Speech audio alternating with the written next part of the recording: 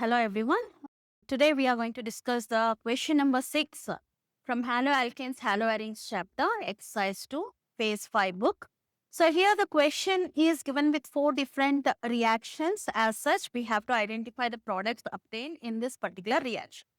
So when we take the first reaction, there is a propyl fluoride in presence of in reaction with iodide. So we know that the halogen exchange can take place. So the product obtained here is CH3, CH2, CH2I. It's kind of hypoxine reaction. We can assume that where the iodide is mentioned, but potassium iodide is what is the most probable reagent. Now coming to the second one.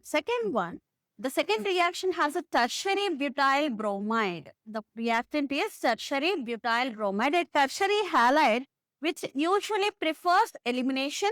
The conditions, let's observe the conditions given are ethanolic KCN, which will act like the alcoholic KOH itself. So the product here will be obtained as to be the alkene.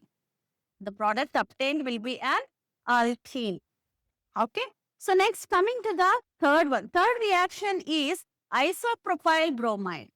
Isopropyl bromide. So here we have the secondary halide, but the reactant is an aqueous KOH.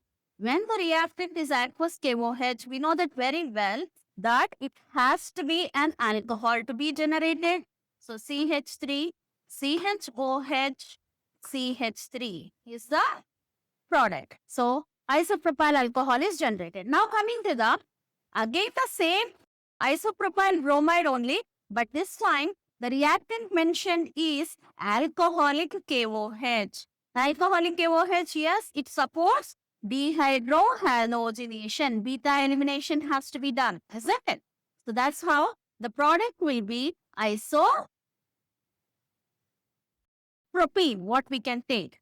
Isopropyl bromide on reaction with alcoholic KOH is giving propene. So the possible answer option should be B, wherein here in the option A, the first reaction it is mentioned as Cl. I think it is a printing mistake in the book, so you all can correct it.